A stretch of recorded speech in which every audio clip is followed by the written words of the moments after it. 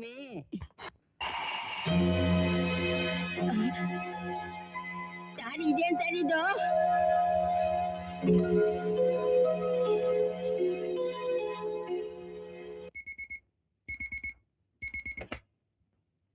Hello mister Sandesh Sharma ಇದ್ದಾರಾ?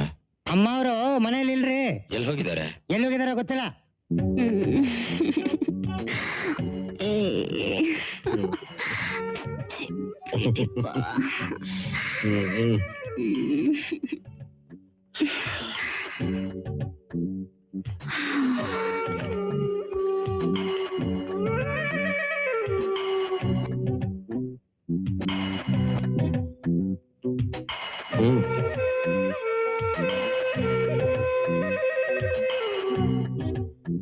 ತಗೊಳ್ಳಿ Mrs ಸಂಧ್ಯಾ ಶರ್ಮಾ.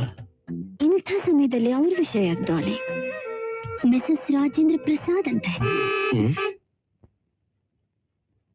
ಸಂಧ್ಯಾ, ನಿನ್ ಗಂಡನಿಗೆ 35 ಲಕ್ಷಕ್ಕೆ ಹೇಳಿದ್ದೆ, ಅದ್ ಬಂದಿದೆ ಅಂತ ಕಾಣುತ್ತೆ. ನಾನು ಹೋಗಿ ನೋಡ್ಕೊಂಡ್ ಬರ್ತೀನಿ. ಗುಂಡಾಗ್ತಾ ಇರು. ಓಕೆ?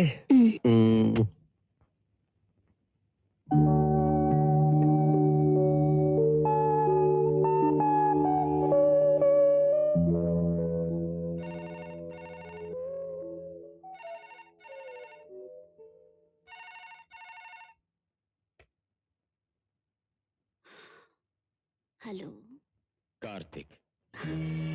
ಕಾರ್ತಿಕ್, ಆಶಾ ನೀನೇ ಕೊಲೆ ಮಾಡ್ಬಿಟ್ಟು ನನ್ನನ್ನು ಸಿಕ್ಕಾಕ್ಸ್ಬೇಕಂತ ಪ್ಲಾನ್ ಮಾಡ್ತಿದ್ದೀನೆ. ವಾಟ್? ಆಶಾ ಕೊಲೆ ಆಗಿದ್ದಾಳ? ನೀನ್ ಒಬ್ಳಿಗೆ ಬುದ್ಧಿ ಇದೆ ಅಂತ ತಿಳ್ಕೊಬೇಡ್ವೆ.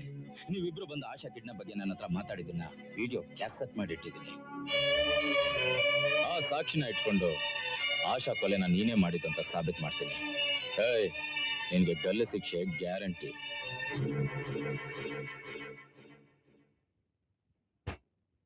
ಹಲೋ ಸಂಧ್ಯಾ, ಹಣ ಬಂತು ನೋಡಿಲಿ.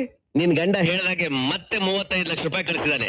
MLAಗಳನ್ನೆಲ್ಲ ಪರ್ಚೇಸ್ ಮಾಡ್ಬಿಟ್ಟು ಮಿನಿಸ್ಟರ್ ಸೀಟ್ ನ ಗಟ್ಟಿಯಾಗಿ ಉಳಿಸ್ಕೋಬೇಕು ಅಂತ. ಪಾಪ ಅವನಿಗೇನ್ ಗೊತ್ತು, ನಾಳೆ ಸದನದಲ್ಲಿ ಅವಿಶ್ವಾಸ ನಿರ್ಣಯ ಮಂಡಿಸ್ಬಿಟ್ರೆ ಅಧಿಕಾರ ಕಳ್ಕೊಂಡು ಮಾಜಿ ಆಗ್ಬಿಡ್ತಾನೆ.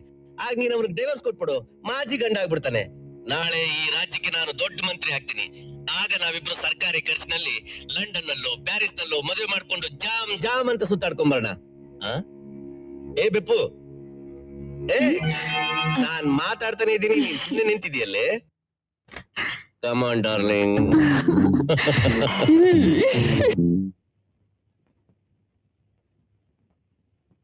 ಸರ್, ಏನ್ ಸರ್? ಏನಿಲ್ಲ.